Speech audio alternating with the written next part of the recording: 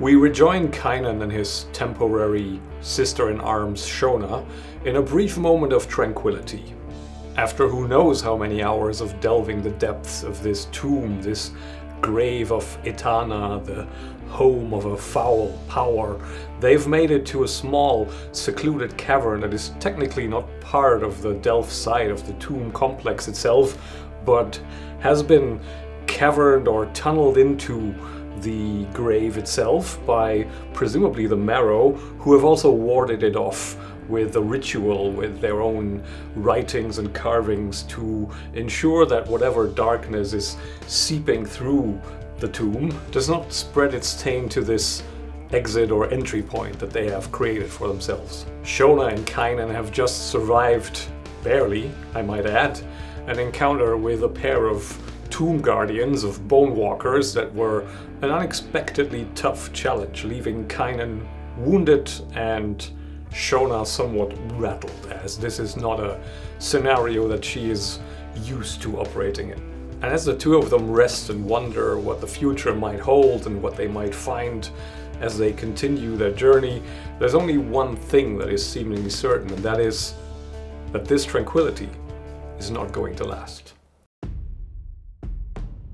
Hey, how are ya? I'm Anderson, and this is once more Kill 10 Rats plays Ironsworn, and we rejoin Kynan and Shona on our first delve in a hallowed sea cave barrow called the Grave of Etana. And the first thing we should be doing is something that is starting to become a bit of a tradition on the channel, and that is to wrap up things from the previous sessions, namely I did forget to endure harm for the wound that Kynan took, so I'm gonna do that now as they settle down, and we assume that the wound has been treated after the scene challenge was resolved, but now comes the point where we take stock, we have a look, and we see how bad it really is. So to endure harm, we roll plus health or iron, whichever is higher. At the moment both are 3, so we roll plus 3.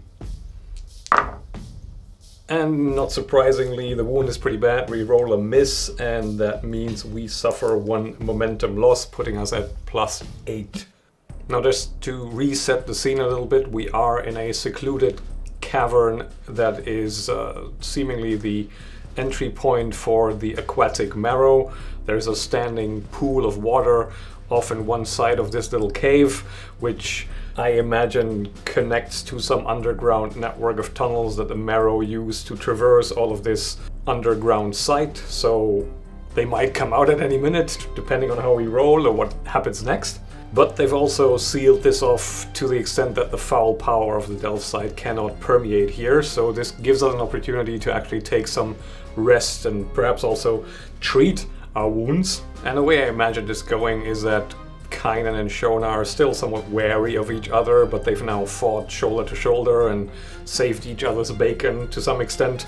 So while they're not exactly falling all over each other or exchanging vows of eternal companionship, as Kynan is looking at the wound in his side and starting to awkwardly, one-handedly try and get a handle on it, Shona wordlessly shuffles over and holds up some light and has a look herself, not exactly tenderly prying Kynan's hand away and having a look herself. And as she rummages in her pack and looks for appropriate salves and tinctures to deal with this wound, we can maybe roll a heal move here to see if we can recoup some of that lost health.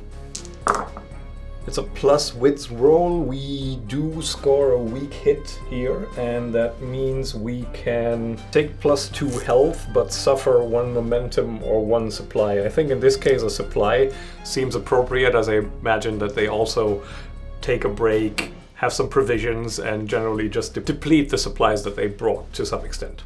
And as far as the dynamic between the two, to me, Shona's core competency is definitely more above ground fighting. I expect her to be a former warrior, mercenary in the employ of some northern lords who has made it down, maybe even together with Saskia, which puts her in a position that in this context of this delve, she is somewhat out of her depth. Again, no pun intended. And she's perceptive enough to notice that Kynan isn't. And I feel like in this context of this rest period and taking care of each other's bumps and bruises, this is where Shona does engage in conversation with Kynan. The curse seems weaker here. Must be the Marrow's doing. I don't know their runes, but the Firstborn have their ways. And this, he points to the entrance to the corridor that is filled with all these bits of seashells and carvings and writings. It's probably a warding ritual that keeps us safe here. I gathered as much. You do this often? What, going to places others run from to make somebody else rich? Too often for my liking. And Shona exhales once through her nose sharply, which could almost have been a laugh. If that is so, why keep doing it then? Haven't found anything else I'm better at yet. I take from the dead, you take from the living. And Shona twitches slightly at that, as if she were about to go for her axe, not just a reflex really, and glares at him. You know nothing of me, tomb robber. I used to have honor. Even Saskia had honor. And at that she falls silent, and the reason I'm playing this out is because I would like to have Kynan use this situation to perhaps arm himself a little for the inevitable outcome of this, which is to face Saskia again, who no doubt will do something amusing to screw us over. Which means Kynan is of a mind to gather some information about her, and as Shona starts talking, he's feeling like he's getting somewhere. So let's roll gather information to see if we can crack that shell a little bit more. That looks good. We have a strong hit here, which means we discover something helpful and specific. We can also take 2 additional momentum, which puts us at maximum. That is quite helpful considering where we're going next. But let's have a look at what we might learn here. So we could probably learn something about Saskia's past, or Shona and Saskia's shared past, as we've just determined that they have one. So let's maybe inquire from the action and theme oracle what exactly transpired between the two, or to the two of them. 62 overwhelm, 89 truth. Okay, so overwhelmed truth. They were falsely cast out, I assume. So what I think we learn here that could be helpful to us is, first of all, where exactly the two of them are from. We learn a place name. So a place name is a word in an old world language, and that word is Kazu. So Saskia is from Kazu. And maybe we throw in an Ironlander name as a follow-up, so it's tied to a person. Padma. So Kazu Padma is the original settlement that Saskia and Shona once departed from, or were cast out from. And this departure is steeped in deception, in untruth, where truth was overwhelmed and the two of them found themselves on the losing end. I think as far as what Shona shares here, Kynan does learn Kazu Padma, the place name, and perhaps that even rings a bell, having himself been in the farther north not too long ago. And he also learns that Saskia and Shona, for all their current circumstances, are maybe not inherently in it for the chaos and the mayhem, but more acting out of an impulse almost to get some payback, or to, having been the victims of injustice, then push that further and pass it forward in an unfortunate cycle.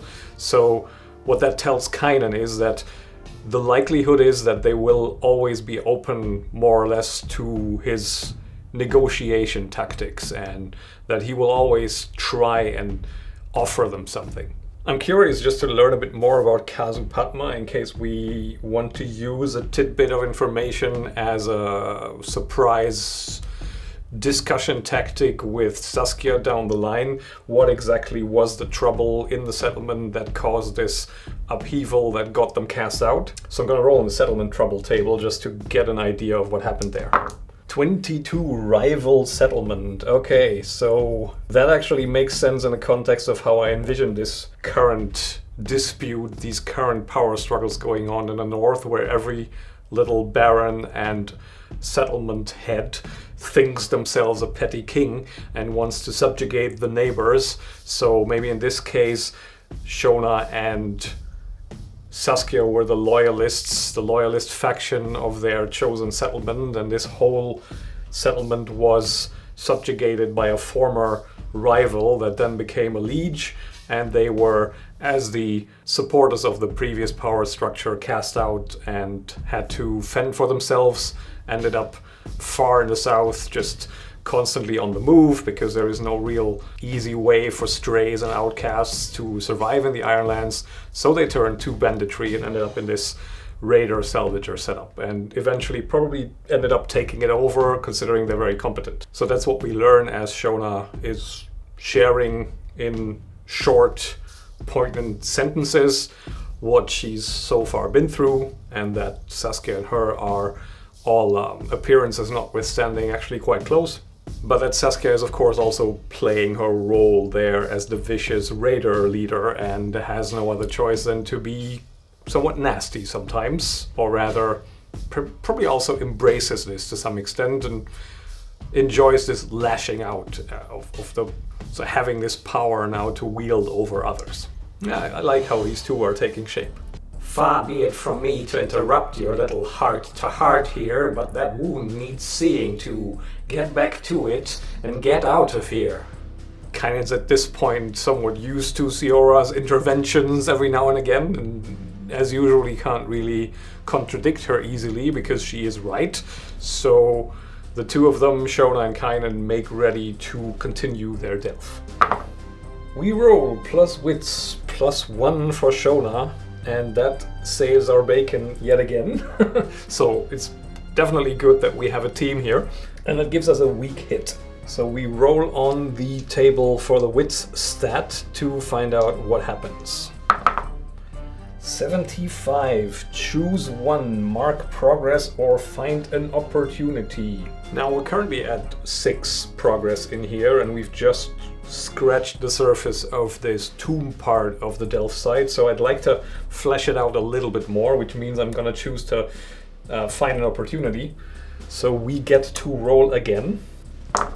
30. An aspect of the history or nature of this place is revealed. Okay. I'm curious about that because, again, to refresh our memory, I take this place to be less of a tomb and more of a prison at this stage, where Etana is part of the system in place that keeps whatever foul power originated here or was locked up here safely secured. So let's see what we can find out, and especially what kind of place we end up in that reveals part of the history of this site. Let's roll on the Hallowed Barrow feature table. That's an 87, telling us we run into exhumed corpses, and maybe we also want to understand the dynamic behind it, so we're gonna go for the focus, I tell a lie, the aspect and focus table. 85, treacherous. 94, corruption. Treacherous corruption in conjunction with a bunch of exhumed corpses. That sounds bad. So here's what I'm seeing. Kynan and Shona traverse more tainted, vermin-covered corridors, wider this time, with niches every now and again containing sacred depictions of some forgotten old world religion, or more narrow carvings and artwork, their own contribution to this site.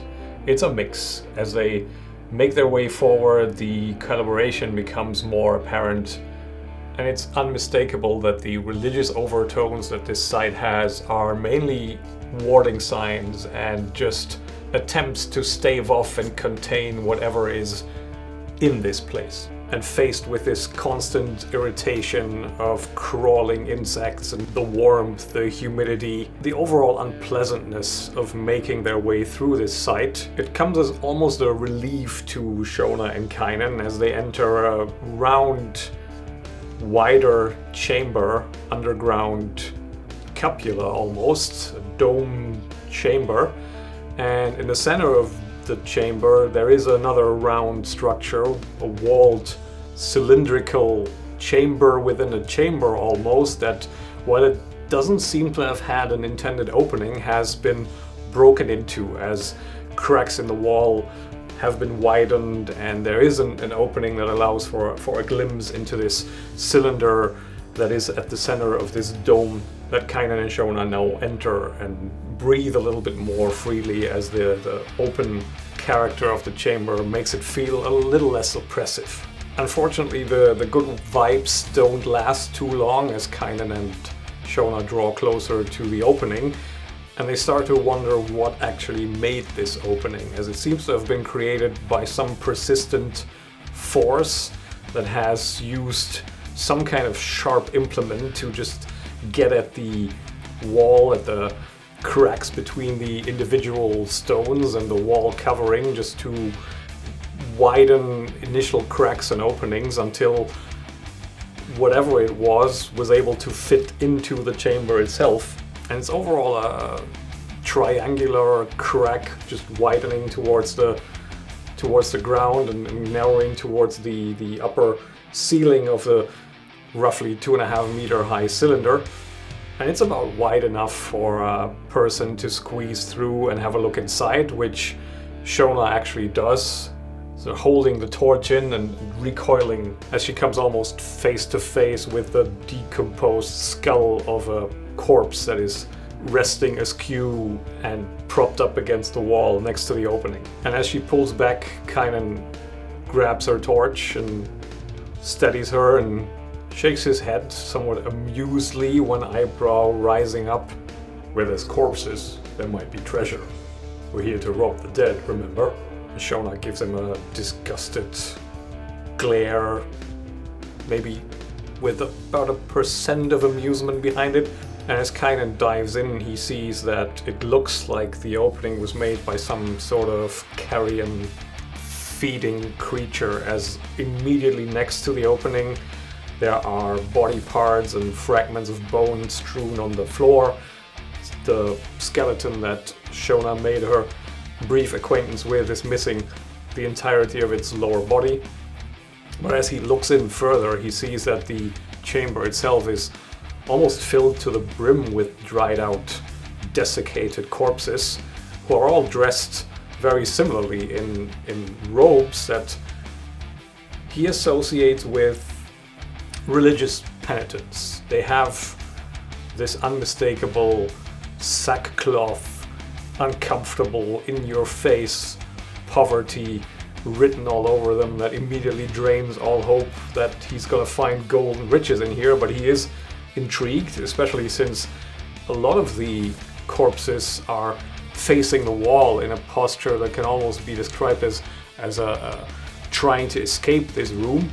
And as Kynan has a further look around, he sees the unmistakable signs of scratch marks on these walls, where fingernails have been grinding and gripping at the walls. And in the rush of claustrophobic empathy that comes over him as he realizes what happened here is that he understands that whoever these people were, the grave was not one to begin with. They were walled in here in this round cylinder without a dedicated entrance, because there was never meant to be an entrance or an exit.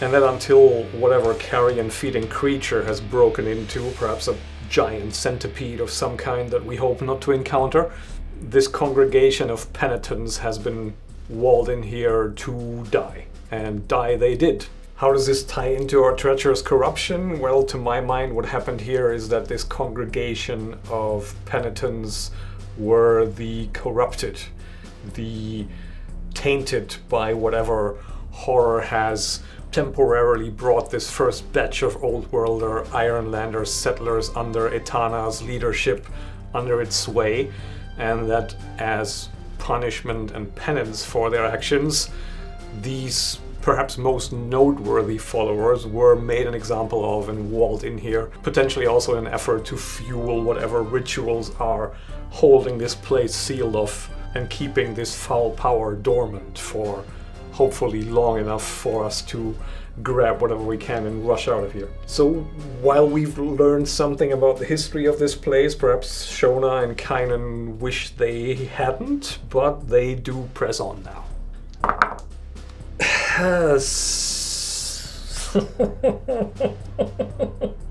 Swing and a miss and a match. Where have I read this story before? I don't know. Somehow these dice are in a mood.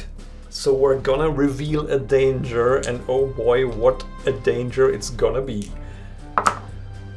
54, we encounter a hostile denizen. I'm gonna reflect this match. Maybe we're gonna roll twice on the denizen table. Not sure if we're gonna pick the worst option or we're just gonna encounter 2 denizens. Let's see what the results are. So let's roll first. Denizen table of the sunken grave. 34 would be a marrow. Does that make sense to encounter? Yeah, I think it makes sense to encounter, since they do have the run of the place. 90, a blade wing. So we have marrow and blade wing. Going by the description, blade wings seem to be large bats with large dagger-shaped wings. The wingspan is wide as an Ironlander's outstretched arm, so they're quite big. Dark leathery hide, elongated jaws with needle-like teeth, and they glide silently and attack suddenly and swiftly. Whereas the marrow are your classic deep ones, Innsmouth people with fishy grey scaled skin, bulbous eyes, webbed claws, and they can exist above or underwater. And their language is a cacophony of clicks, low grunts, and whistles. So how do we reflect this here and now in this encounter? We have a marrow, we have blade wing, and we have roll the match. So we are probably combined between the two, somewhat outgunned here, which makes this a, to my mind, formidable encounter. So let's set this up first as a progress track. So let's understand the layout of our emerging meeting with the hostile denizen. Where do we find them? We go for the feature table again. 62, shrine. Okay. In terms of scenery, what I'm picturing is that we now run into another preserved element of this place's original nature as a set of sea caves, where the corridor opens up into a passage of an underground stream that is bridged by a clearly constructed structure in the style of the old worlder Ironlanders that apparently laid a hand on this place, but that it connects a little almost island, like a rocky protrusion from the rushing water that is passing through this narrow underground river, so that we have a double set of short bridges connecting to a little rocky island. And that island has fallen into disrepair. It's still apparent that the Ironlanders also created something there. There is a shattered column, there is a toppled altar, all signs of what used to be another one of these old world religious shrines that have, however, been destroyed, presumably by swelling of the river and underground flooding that just tore at the structure over the years and ripped it away.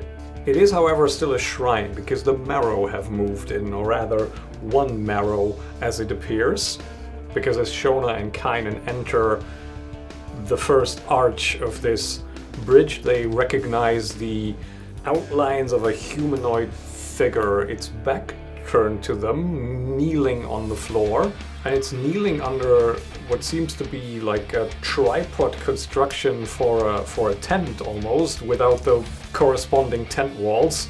So just 3 beams converging at the center, and the 3 beams are made of perhaps whale bone, leviathan bone, some humongous underwater creature. And they too are finely carved with these runes and dashes and pieces of marrow iconography that has some barons on their religion.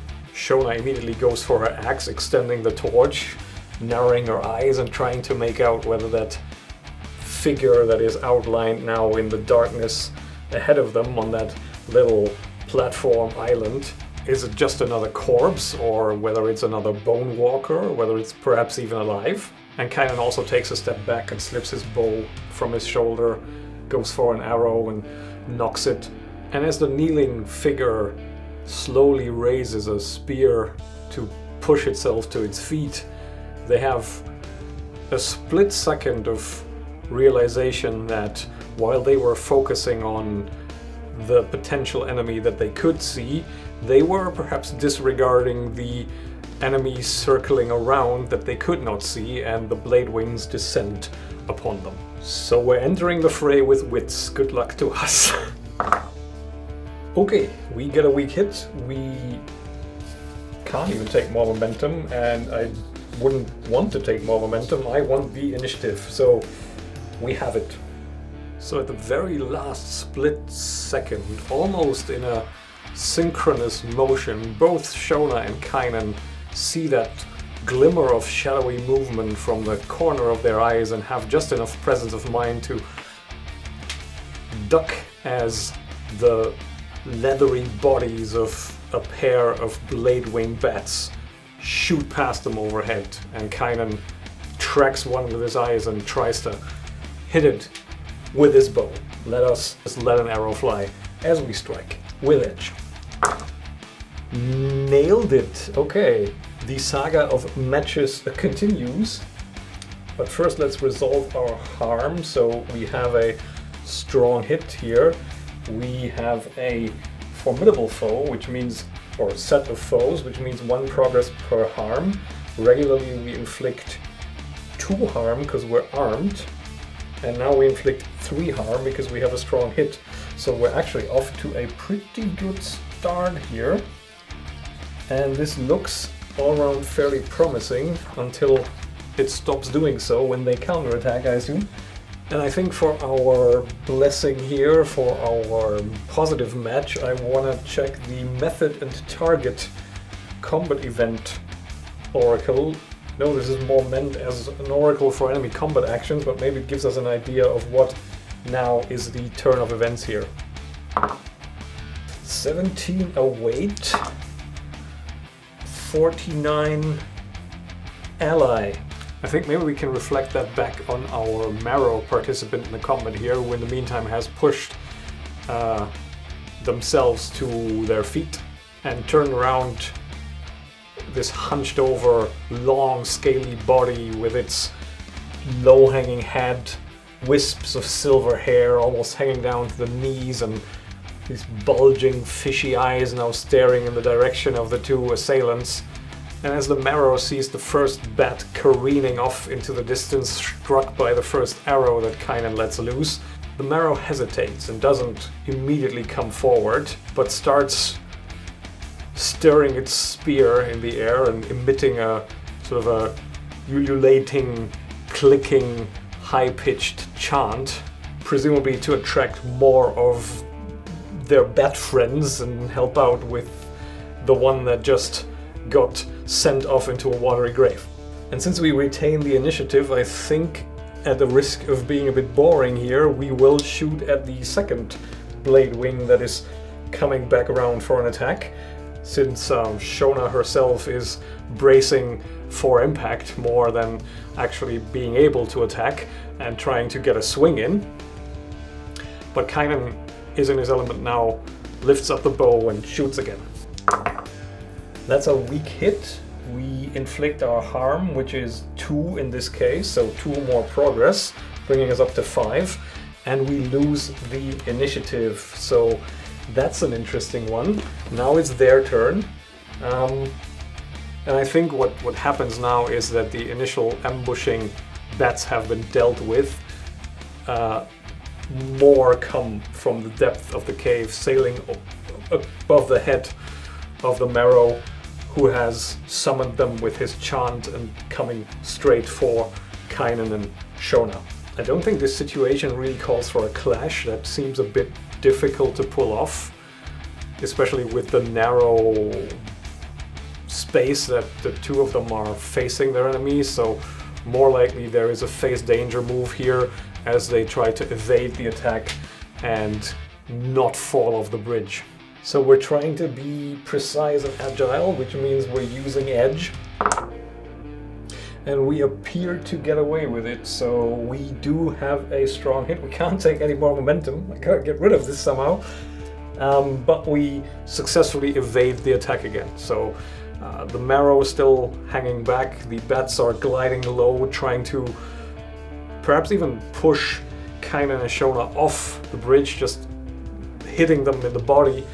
And they just manage to churn at the right time, meaning we get the initiative back, meaning we can also now get a hit in. So maybe we have Shona be our actor here for the moment and make a close combat attack with iron. And we are on a roll here. We get a strong hit for our strike. So Shona knocks one of the bats out of the air with her axe as it flies by, giving us another 3 progress. Okay. I just need to make sure I'm getting this right, because this is going a little bit too well. Formidable for 1 progress per harm. Okay, inflicts 3 harm. We haven't been hit yet. Would be quite unpleasant if we do, but 1 progress per harm. Yeah, 2 if we're armed, plus 1 strong hit. So we are already at 8 progress. So I think I'm gonna try to end the fight here, and as the next onslaught of the bats is fought off once more, Kynan now brings his bow up and shoots it in the direction of the marrow, who, let's see how we fare. So we're making the progress move now to end the fight, and we get it. And I think the way this ends is fairly unceremoniously, seeing that bow come round and that arrow about to fly in their direction. The marrow takes a leap off the central aisle and into that raging stream, because that's where they're equally comfortable and Kynan and Shona aren't. But we've made it. So can we please now make some progress on this delve? Let's continue.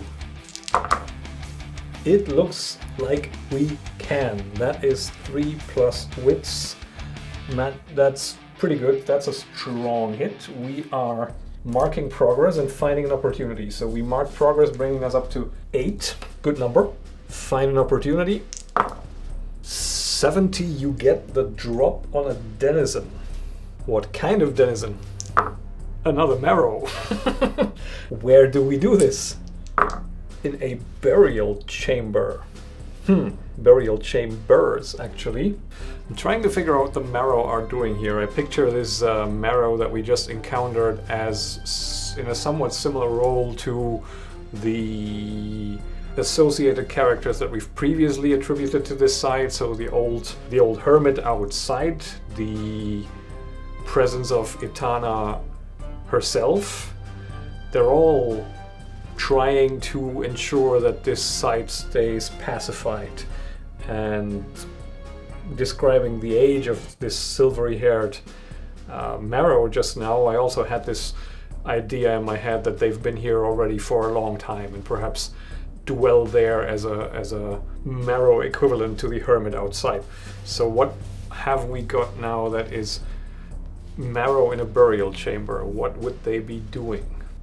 The only thing I can really picture is that it's a small party of marrow who are securing the site in a spiritual sense and traversing those burial chambers that are connected to the corridors that Kynan and Shona are passing through, and just chanting and spreading incense and refreshing the carvings of the runes and making sure that no warding signs are broken.